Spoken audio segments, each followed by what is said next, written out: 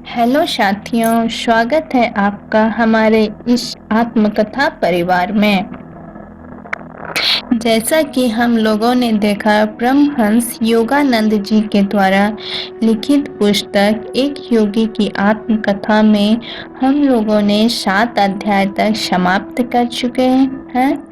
आज हम लोग अध्याय 8 करेंगे। हमारा अध्याय 8 में है भारत के महान वैज्ञानिक जेसी बोस यानी जगदीश चंद्र बोस। जगदीश चंद्र बोस ने वायरलेस का आविष्कार मार्कोनी से पहले कर लिया था। इस तरह की उत्तेजनापूर्ण टिप्पणी सुनकर मैं किनारे खड़े प्रोफेसरों के समूह जो वैज्ञानिक विषयों पर चर्चा कर रहे थे उनके पास खड़ा हो गया। यदि मेरे वहां खड़ा होने को मेरा जातीय अभिमान समझा जाए तो मुझे उनका अफसोस होगा। भारत न केवल गूढ़ चिंतन में वरन भौतिक विज्ञान में भी प्रमुख भूमिका निभा सकता है। इस विषय पर मेरी गहरी रुचि है, इसको मैं नहीं नकारता। आपके कहने का क्या तात्पर्य है सर? प्रोफेसर महोदय ने स्पष्टीकरण दिया। बोस पहले व्यक्ति थे जिन्होंने वायरलेस कोहरर और विद्युत तरंगों की अपवर्तन वक्रता को दिखाने वाले यंत्र का आविष्कार किया था, लेकिन भारतीय वैज्ञानिक ने इसका व्यावसायिक प्रचार नहीं किया। उन्होंने शीघ्र ही अपना ध्यान अजैविक से जैविक जगत पर मोड़ दिया। वनस्पति शास्त्र में उनके द्वारा किए गए क्रांतिकारी आविष्कार और भौतिक विज्ञान के रूप में किए गए मौलिक आविष्कारों में से कहीं अधिक है। मुझे ऐसी सूचना देने पर मैंने उनका विनम्रतापूर्वक धन्यवाद किया। आगे उन्होंने ऐसा महान वैज्ञानिक प्रेसिडेंसी कॉलेज में मेरा साथी प्रोफेसर है। अगले दिन मैं इस संत से मिलने उनके घर गया, जो मेरे गुरुपार निवास से थोड़ा दूर था। मैं काफी समय से उनके प्रति श्रद्धा भाव रखता था। गंभीर और एकांत प्रिय वनस्पति विशेषज्ञ ने बहुत शिष्टता के साथ मेरा स्वागत किया। उनकी उम्र 50 वर्ष के आसपास थी। चौड़ा माथा, घने बाल, स्वप्निल नेत्र और सुगठित शरीर के एक आकर्षक और रूपवान पुरुष थे। उनका भाषा का विशुद्ध उच्चारण उनके वैज्ञानिक स्वभाव को दर्शाता था। मैं अभी पश्चिम की वैज्ञानिक सोसाइटी की सभाओं से भाग लेकर लौटा हूँ।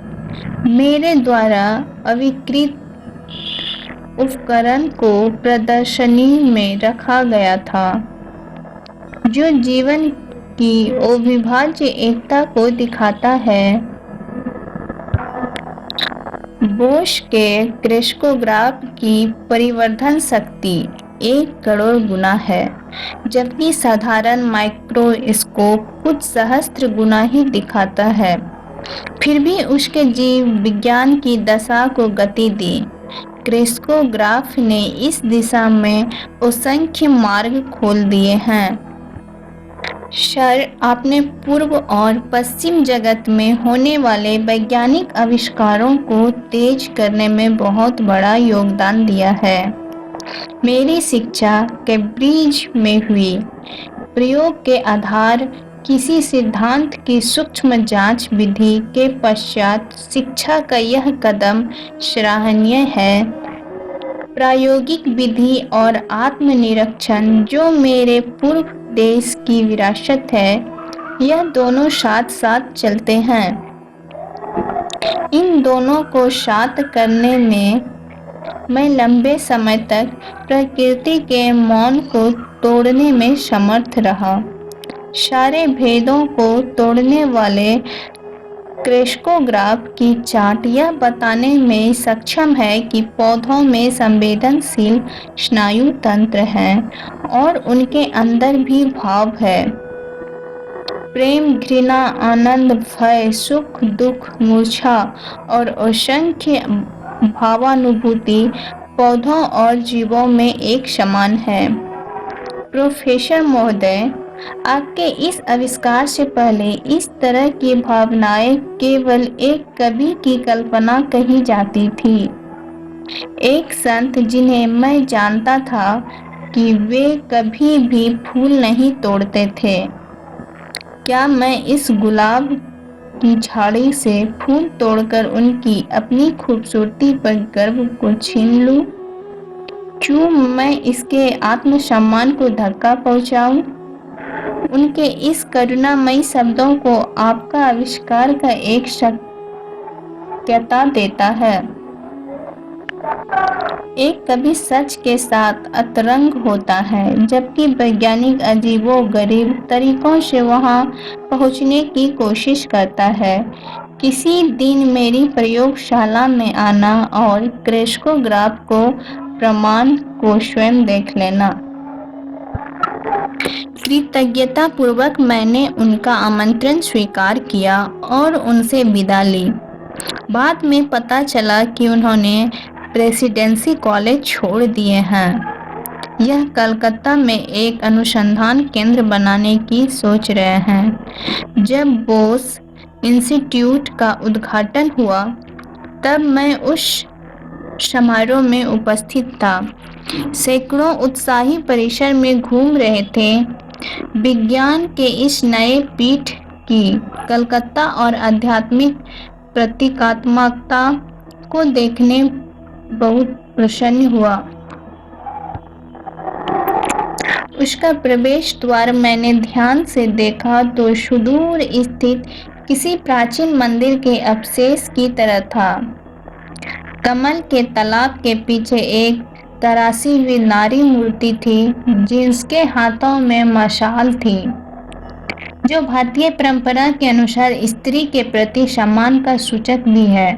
उद्यान में ब्रह्म को समर्पित एक छोटा मंदिर भी था। मंदिर में मूर्ति विहीन खाली स्थान ईश्वर के निराकार होने का प्रतीक है। भारत के महान वैज्ञानिक, शास्त्री, वनस्पति विज्ञान और क्रेस्कोग्राफ का आविष्कार। इस महान अवसर पर बोस जी का भाषण ऐसा प्रतीत हो रहा था कि मानो प्राचीन ऋषियों से प्रेरित दिव्य संदेश हो। मैं आज इस संस्था को न केवल एक प्रयोगशाला बल्कि एक मंदिर को समर्पित कर रहा हूँ। उनके इस महान वक्तव्य ने खचाखच भरे सभागृह में लोगों को भाव विभूत कर दिया। मैं अपने आविष्कार की प्रक्रिया में कब भौतिक विज्ञान और प्राकृतिक विज्ञान के क्षेत्र में पहुंच गया, मुझे इसका पता नहीं चला। मुझे अत्यंत आश्चर्य हुआ जब मैंने देखा कि सीमा क्षेत्र खत्म हो गए और जीवित और निर्जीव के बीच स्पर्श बन रहा है। मैंने देखा निर्जीव निष्क्रिय नहीं था, उनके अंदर असंख्य शक्तियों का प्रभाव पनप रहा था। एक सामान्य प्रक्रिया धातु, पौधे और जीवों में एक समान नियम के तहत चल रही थी। उन सभी के अंदर थकान और अवसाद का पुट था, जिसमें उसके ठीक होने और हर्षोल्लास की संभावना बनी रहती थी। मृत्यु के साथ जुड़ी हुई अस्थायी प्रतिक्रिया की अनुपस्थिति, सबके प्रदर्शन एक ही तरह के थे। इस रहस्योदय उद्घाटन से उत्साहित मैंने अपने परिणामों को रॉयल सोसाइटी के सामने रखा, परंतु वहां पर उपस्थित प्रकृति के वैज्ञानिकों ने मुझे उनके अधिकार क्षेत्र पर हावी होते देख मुझे केवल भौतिक पदार्थ विज्ञान तक अपने अनुसंधान को सीमित रखने को कहा, जबकि अपने इस अनुसंधान पर मुझे भरोसा था। मैं उनके क्षेत्र के लिए एक खतरा था। वहाँ एक धर्मशास्त्री पूर्वाग्रह भी अपना कार्य कर रहा था, जिसका अज्ञान पर भी विश्वास है। हम अक्सर यह भूल जाते हैं कि परमपिता परमात्मा की उत्पत्ति में जो रहस्य है, उसके बारे में उसने मुझे समझने और प्रश्न करने की बुद्धि भी दी है। यद्यपि कई वर्षों तक गलत महफी का शिकार बने रहने से हमारी समझ में अच्छी तरह से आ गया कि विज्ञान के प्रति उपासना करने वाले का जीवन अनंत संघर्ष से भरा होता है। उसे अपना जीवन, चाहे वह लाभ हानि का हो अथवा सफलता विफलता का, यह सब उसे एक अर्थ के रूप में समर्पित करना है। कालांतर में विश्व की प्रमुख सोसाइटियों ने मेरे सिद्धांत और उनके निष्कर्ष को स्वीकार किया और विज्ञान के लिए भारतीय योगदान की महत्ता को स्वीकार किया। छोटा या बड़ा, क्या वह भारत के मन को संतुष्ट कर सकता है? लगातार जीवन परंपरा और अपने को पुनर्जीवित करने की जीवंत शक्ति, इन सब के बीच भारत ने असंख्य बदलावों के बाद अपना कायाकल्प किया है। भारत में ऐसे लोग हुए हैं जिन्होंने तुरंत और मोहक पुरस्कारों को ठुकरा कर जीवन का सर्वोच्च ध्येय पाने की कोशिश की है। एक निष्क्रिय परित्याग द्वारा नहीं, वरन कठोर संघर्ष के द्वारा। ऐसे कमजोर व्यक्ति जिन्होंने संघर्ष को अस्वीकार किया, उनके पास त्यागने को कुछ नहीं होता। जिसने संघर्ष किया है वही विश्व को अपने विजयी अनुभवों से समृद्ध कर सकता है। बुश प्रयोगशाला में जड़ पदार्थों की प्रतिक्रिया पर और वनस्पति जीवन के अप्रत्याशित तथ्यों ने पदार्थ विज्ञान, भौतिक शास्त्र, प्राकृतिक विज्ञान, चिकित्सा, कृषि और यहाँ तक कि मनोविज्ञान में भी अनुसंधान को विस्तृत क्षेत्र खोल दिए हैं। अभी जिन समस्याओं को समझा जाता था कि उनका हल नहीं हो सकता, वे भी अब प्रायोगिक अनुसंधान के अंतर्गत आ गए हैं। उच्च सफलता पाने के लिए कठोर सटीकता की आवश्यकता है।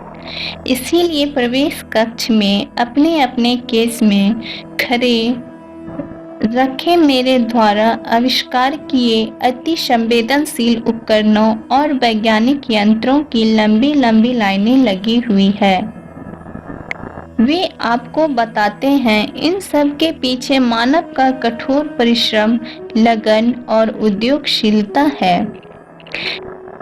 सभी आविष्कारों को पता है कि वास्तविक प्रयोगशाला तो मन है, जहां माया के पर्दे के पीछे छिपे नियमों के सत्यता को उन्हें खोजा है। यहाँ पर दिए जाने वाले लेक्चर केवल किसी दूसरे से प्राप्त ज्ञान नहीं होंगे। वे नए आविष्कार के बारे में बताएंगे जिन्हें पहली बार यहाँ दिखाया जाएगा। इस संस्था के कार्य विवरणों को नियमित प्रकाशनों द्वारा पूरे विश्व तक पहुँचाया जाएगा। वे सार्वजनिक संपत्ति होंगे। कभी भी किसी बात का पेटेंट नहीं किया जाएगा।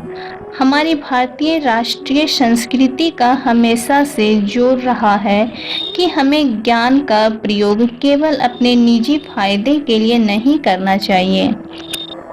आगे मेरी इच्छा यह भी है कि इस संस्था को सुविधाएं जहां तक संभव हो सभी देशों को उपलब्ध हो।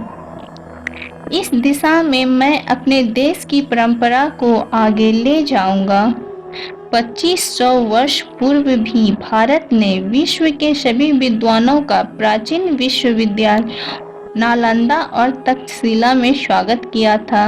यद्यपि विज्ञान ना तो पूर्व का है ना ही पश्चिम का, बल्कि यह सार्वभौमिक है। फिर भारत अपना योगदान देने के लिए विशेष योग्यता रखता है। भारतीय की ज्वलंत कल्पनाशीलता, जो देखने में पारस्परिक विरोधी, फिर भी उसमें से नया सूत्र निकल जाता है, उसको एकाग्रता ने रोका हुआ है। यह संयम मन को अत्यंत और असीम धीरज के साथ सत्य की खोज में लगे रहने की शक्ति देता है। उस महान वैज्ञानिक के शब्दों को सुनकर मेरी आंखों में आंसू भर गए। धैर्य शब्द क्या भारत का पर्याप्त शब्द नहीं है, जिसने समय और इतिहासकारों दोनों को स्तब्ध कर रखा है। उद्घाटन के बाद मैं अनुसंधान संस्था गया। महान वनस्पति वैज्ञानिक अपने वादे का याद कर मुझे अपनी शांत प्रयोगशाला में ले गए। मैं इस क्रेस्कोग्राफ को इस फर्न के पौधों में लगाऊंगा। उसकी गतिविधियों के अनेक गुण प्रवर्धित चित्र उभरेंगे।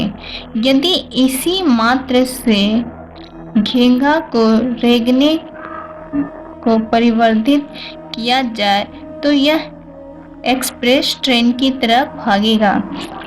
मेरी नज़र स्क्रीन पर टिकी हुई थी, जो फन की परिवर्धित छाया दिखा रही थी।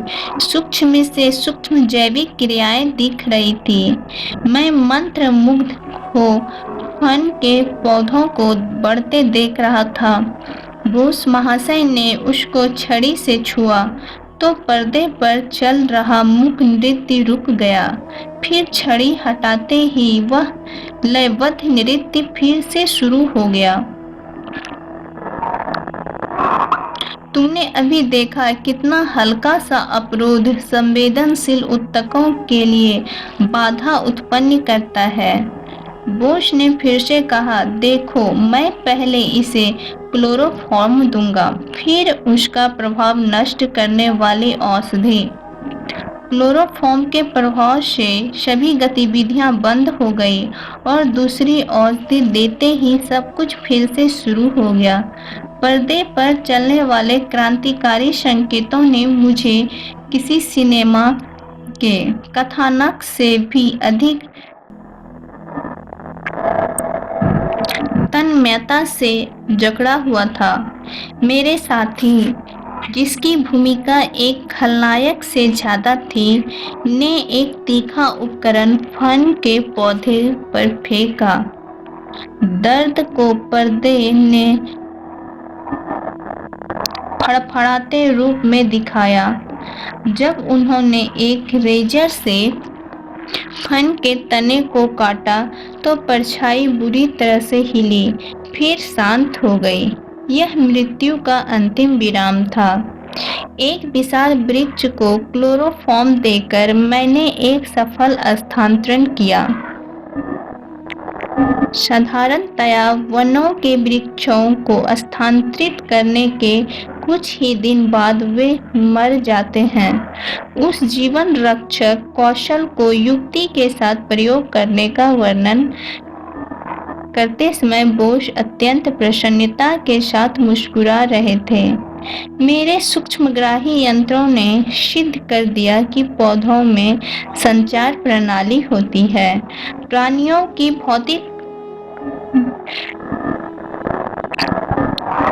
पौधों में संचार प्रणाली होती है। प्राणियों की भांति पौधों में भी रस संचार होता है। पेड़ पौधों में रस की गति को कोशिका आकर्षण से स्पष्ट नहीं किया जा सकता, जैसे कि साधारणतया किया जाता है। क्रेस्कोग्राफ ने इन सजीव कोशिकाओं को क्रिया के रूप में दिखाया है। पेड़ के तने में स्थित गोलाकार ट्यूब के अंदर कोशिकाओं में बारी बारी से सिकुड़न और फैलाव की क्रिया होती है, जो हृदय का काम करती है। जितना ज़्यादा हम इसे गहराई में जाकर देखेंगे, उतना ही स्पष्ट प्रमाण हम पाएंगे कि प्रकृति में एक समान प्रणाली काम करती है। बोश महोदय ने एक अन्य यंत्र की ओर इशारा किया। मैं तुम्हें टीन के एक टुकड़े पर प्रयोग दिखाऊंगा। धातु पदार्थ में जीवन शक्ति किसी भी उत्तेजना पर अनुकूल अथवा प्रतिकूल प्रभाव दिखाती है। स्याही के निशान से इसकी विभिन्न प्रक्रियाओं को दिखाएंगे। मैं पूरी तल्लीनता से देखने लगा। मैंने उस ग्राफ को देखा जो आणविक संरचना की विशिष्ट तरंगों को रिकॉर्ड कर रहा था। जब प्रोफेसर ने क्लोरोफॉर्म लगाया तो तरंगें जो अपनी छाप छोड़ रही थी वे स्थिर हो गए। वे फिर से शुरू हो गई जैसे ही धातु अपनी स्वाभाविक स्थिति में वापस आया। मेरे साथी ने एक जहरीला रसायन उसके ऊपर डाला। कंपन के साथ टीन ने हिलना बंद कर दिया। उसी समय सुई ने चार्ट के ऊपर मृत्यु का नोटिस लिखा। बोश के उपकरण ने दिखाया कि धातु जैसे स्टील, जिसे कैंची और अन्य मशीनों में उपयोग में लाते हैं, वे भी थक जाती है और फिर कुछ देर विराम के बाद अपनी पुरानी सक्रियता पुनः प्राप्त कर लेती है। धातु में जीवन तत्व को नुकसान यहाँ तक कि खत्म भी नहीं किया जा सकता है। यदि उस पर बिजली की तरंग अथवा भारी दबाव डाला जाए। मैंने कमरे के चारों तरफ देखा, जहां अथक प्रतिभा के जीते जागते प्रतीक और असंख्य आविष्कार पड़े हुए थे।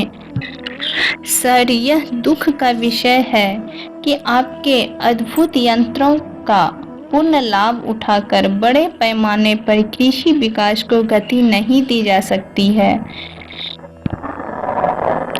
विभिन्न प्रकार के खादों का पौधों के विकास पर क्या प्रभाव पड़ता है, इसे हम प्रयोगशाला में देख सकते हैं। हाँ, तुम सही कह रहे हो। भविष्य में बोश उपकरणों का असंख्य उपयोग किया जाएगा। वैज्ञानिक को उसके परिश्रम का पुरस्कार तत्काल शायद ही मिलता है। सृजनात्मक सेवा का आनंद ही वैज्ञानिक के लिए काफी है। उस संत के प्रति हार्दिक कृतज्ञता प्रकट करते हुए मैंने उनसे जाने की आज्ञा मांगी। मैंने सोचा, क्या ऐसे अद्भुत प्रतिभा के मालिक की प्रतिभा कभी खत्म हो सकती है? आगे के वर्षों में उनकी प्रतिभा में कोई कमी नहीं आई। रेजोनेट कार्डियोग्राफ नामक जटिल यंत्र का आविष्कार करने के बाद बोश महोदय असंख्य भारतीय पेड़ पौधों के अनुसंधान पर लग गए। असंख्य ऐसी उपयोगी औषधियों की विराट तालिका तैयार हो गई। कार्डियोग्राफ एक ऐसी उच्च सटीकता के साथ तैयार किया गया है जिसमें सेकेंड का 100वां हिस्सा भी ग्राफ में दिखाता है। पेड़ पौधे, प्राणी और मानव शरीर के सूक्ष्म से सूक्ष्म संपादन को यह कार्डियोग्राफ अंकित कर लेता है। इस महान वनस्पति ज्ञानी ने भविष्यवाणी की थी कि उसका कार्डियोग्राफ के प्रयोग से पेड़ पौधों के अंग का भेद कर काम किया जा सकता है। इसके साथ ही साथ दवाइयों का असर पौधों के और जीवों पर जाने पर पाया गया कि दोनों के परिणामों में आश्चर्यजनक समानता है। उन्होंने स्पष्ट किया कि मनुष्य में जो कुछ है उसका पूर्वाभास पेड़ पौधों में विद्यमान है। पौधों पर प्रयोग करते रहने से मानव के दर्द को कम किया जा सकता है। कई वर्षों बाद बोश के अनमोल वनस्पतियों के आविष्कार को नई अन्य वैज्ञानिक द्वारा पुष्टि की गई। उनके वर्ष 1938 में किए गए कार्यों को कोलंबिया विश्वविद्यालय ने द न्यूयॉर्क टाइम्स में निम्न रिपोर्ट दी। गत वर्ष में यह निर्धारित हो चुका है कि जब तंत्रिकाएं मस्तिष्क और शरीर के अन्य हिस्सों में संदेश वहन करती है, तब छोटी-छोटी तरंगों का निर्माण होता है। इन तरंगों को नाजुक गैल्वेनोमीटर से मापा गया और आधुनिक परिवर्धित उपकरण से इनका लाखों गुण परिवर्धन किया गया। अभी तक कोई संतोषजनक प्रणाली विकसित नहीं हुई है जो तरंगों के रास्ते को तंत्रिका तंत्र, चाहे वह मनुष्य में अथवा किसी जानवर में, क्योंकि यह तरंग बहुत तीव्र गति से चलती है।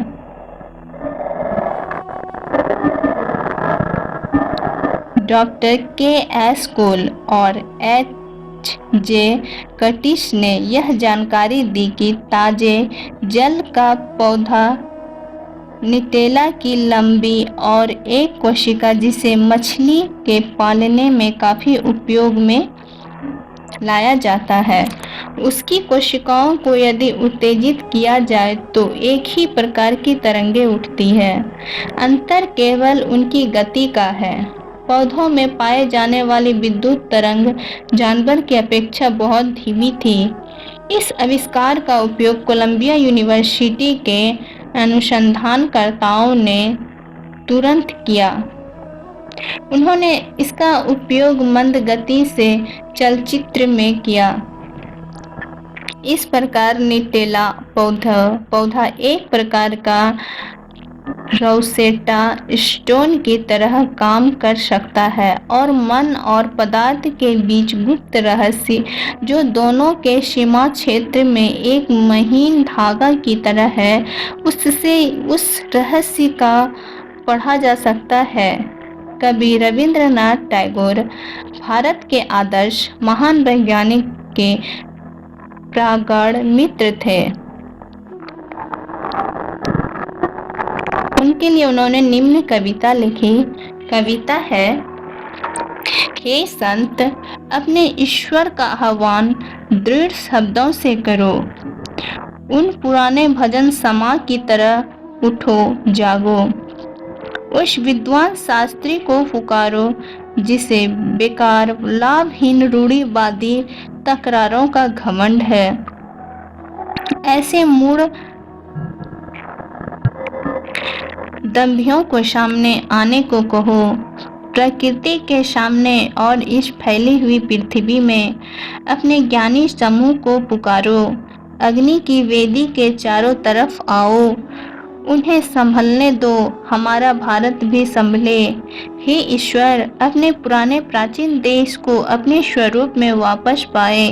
अपने कर्तव्यों, भक्ति और उसके ध्यान में उसे बैठने दो। अपने हृदय से किए ध्यान में एक बार फिर अपने दृढ़ कार्य पर वापस आओ।